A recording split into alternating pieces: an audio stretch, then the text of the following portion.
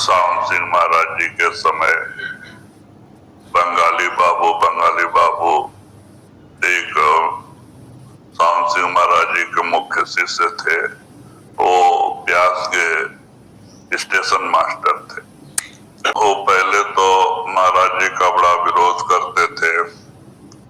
जो भी लोग ब्यास में भंडारे में आते थे उनको भला बुरा कहते थे कि इनको कोई ये नहीं खाने के लिए जाते हैं, वैसा वैसा कुछ का गुस्सा करते थे।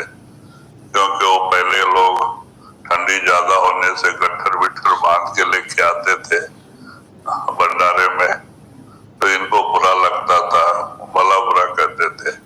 तो इस तरह से एक दिन क्या हो गया कि एक बड़ा ऑफिसर रेलवे का, जो कि सावन सिंह महाराज जी का शिष्य था, वो महाराज जी के दर्शन के लिए आया। उसके पास एक सूटकेस पड़ा था। तो उस समय कुली वाले लोग खाने के लिए गए थे, कोई था नहीं, और स्टेशन मास्टर चारों तरफ ढूंढा, कोई दिखाई नहीं दिया। तो फिर खुद को बोले कि मैं ही लेके चलता हूँ, और वो बैग अपने सिर पे उठा लिया। और ऑफिसर बड़े बड़े तकलीफ उठा के वहां तक 3 किलोमीटर चलना था। हालत खराब हो गई और कैसे कैसे आश्रम में पहुंचे। तो वहां पे महाराज जी का दर्शन का प्रोग्राम था, और वो ऑफिसर जाके महाराज जी के चरणों में गिरा। तो जब उसने नमस्कार किया तो इनको भी, वो बड़ा ऑफिसर है, नहीं करेंगे तो नाराज होएंगे बोल के इन्होंने भी नमस्कार किया और दूर बैठे रहे। फिर इस तरह से दर्शन, वो बड़े ऑफिसर के साथ इनको भी दर्शन मिलता रहा।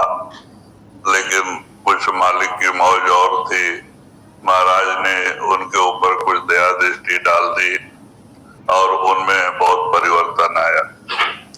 तो उनको धीरे धीरे बहुत पश्चाताप आने लगा कि इतना अच्छा महात्मा है, मैंने इनका बहुत निंदा किया, मैं ये प्रायश्चित कैसे देना, और बहुत दुख होता था उनको। और फिर जो नाम मिला था वो भजन सुमरन में ज्यादा टाइम देते थे, और वो शादीशुदा नहीं थे। तो बाद में धीरे धीरे बोले प्रायश्चित के लिए जिन लोगों को मैंने भला बुरा कहा उनका सेवा करना जरूरी है। तो स्टेशन पे जगह जगह पानी की व्यवस्था करा। मट्टी का बर्तन में, गर्मी में पानी मिलना मुश्किल था तो मटका भर भर के रखते थे, और उनका बहुत तरह से सेवा करते थे। अकस्मात कोई मजदूर नहीं रहे, कुली वाला भी नहीं रहे, पहले तो स्टेशन छोटे छोटे ही थे, तो उनका सामान आश्रम में पहुंचाते थे। तो एक बार का जिक्र है कि एक बुजुर्ग आए, उनके पास सूटकेस था और कुली वाला नहीं था। तो बोले अच्छा महाराज आप मेरे सिर पे रख दो, मैं लेके चलता हूँ। और वो लेके जाने लगे हैं, बहुत धूप था। तो यहाँ महाराज जो है स्टेशन मास्टर बेचारा है, इतना में सर पे ये लेके आ रहा है बोल के महाराज बाहर घूम रहे थे, हाँ, कि उनको धूप नहीं लगे। तो इस तरह से धीरे धीरे जब आश्रम में आए तो बार बार बेबी लाजो पूछती थी महाराज इतना धूप है आप क्यों घूम रहे हैं, तो बताते नहीं थे। 2 बार 3 बार टोका उसने, महाराज अंदर आ जाओ, नहीं आते। जब बंगाली बाबू सूटकेस लेके अंदर आए और वो बुजुर्ग के साथ दर्शन के लिए आए, तब समझ गए कि उनके सिर पे बोझा देखा, वो अपने सिख को धूप नहीं लगे बोल के महाराज अपने ऊपर ले तब वो बेबी लाजो को पता लगा। तो बाद में जब दोनों दर्शन के लिए हाथ पैर धो के आए तो आके दोनों नमस्कार करके बैठे। तो बुजुर्ग से कहते हैं कि देखो जो तुम्हारा सामान उठा के लाया वो कोई मजदूर नहीं है, वो स्टेशन मास्टर है। तो बाद में बंगाली बाबू में इतना परिवर्तन आया, वो शादीशुदा नहीं थे। जो है कि शाम को 5 बजे तक ड्यूटी थी, पहले टाइम था। था। हाँ, तो बाद में उन्होंने एक नौकर रखा था खाना बनाने के लिए, घर में खाना साफ कपड़ा वपड़ा धोने के लिए। लोग शादीशुदा नहीं थे तो नौकर ही सब काम करता था। तो शाम को आते 4-5 बजे स्नान करते, नौकर से कहते कि भाई तू अपना खाना खा के सो जा 7 बजे और मैं बाद में खा लूंगा। तो वो खाना सामने रख के एक पीठ रखते थे लकड़ी का, उस पर खाना रख लेते और स्नान करके जाके और सामने बैठ के मन को कहते थे, देख तू अगर नाम के साथ जुड़ेगा, सुमरन बराबर करेगा, स्थिर होएगा तो मैं खाना दूंगा, अगर तू स्थिर नहीं होएगा तो मैं खाना नहीं दूंगा। तो एक दिन 7:30-7 बजे बैठे बैठे रात को 12 बज जाते थे। जब मन जाके कुछ सुमरन से जुड़ता, थोड़ा आनंद आता, तब उठ के हाथ मुंह धो के जाके खाना खाते थे। कभी कभी 12 बज जाते, कभी कभी 2 या 3 बज जाते, बैठे ही रहते और मन के साथ उनकी लड़ाई जारी रहती थी।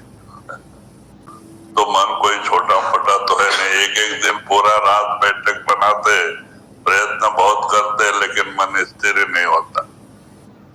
और इस तरह से फिर वो खाना नहीं खाते और 5 बजे 5:30 बजे उठ जाते और वो खाना ले जाके भैंस को डाल देते। तो कहते मन से तूने भजन नहीं किया ना, तो आज तेरे को खाना नहीं देंगे, और ले जाके वो खाना भैंस को डाल देते थे। तो इस तरह से उनकी लड़ाई चली करीब 1 साल, मन के साथ लड़ाई। 1 साल में धीरे धीरे मन जाके तब स्थिर हुआ, तब इनकी रूहानी सफर स्टार्ट हो गई और गुरु प्रकट हो गया।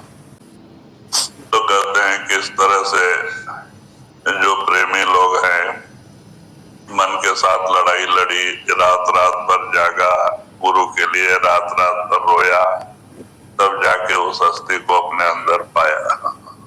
क्योंकि ये काम जिसका है उसको ही करना पड़ता है, इसमें दया मांगने से नहीं मिलती है। लेकिन लोगों को पता नहीं, कहते महाराज दया करो, मेरा भजन नहीं बनता। अब भजन भी गुरु करेगा, नाम भी तो गुरु दिया, कर्म भी उठाया, अब भजन भी गुरु करे सबका। तो कहते इस तरह से आजकल का हालत है, क्योंकि हम तो प्रयत्न करना ही नहीं चाहते और चाहते हैं कि गुरु दया करे और भजन बने।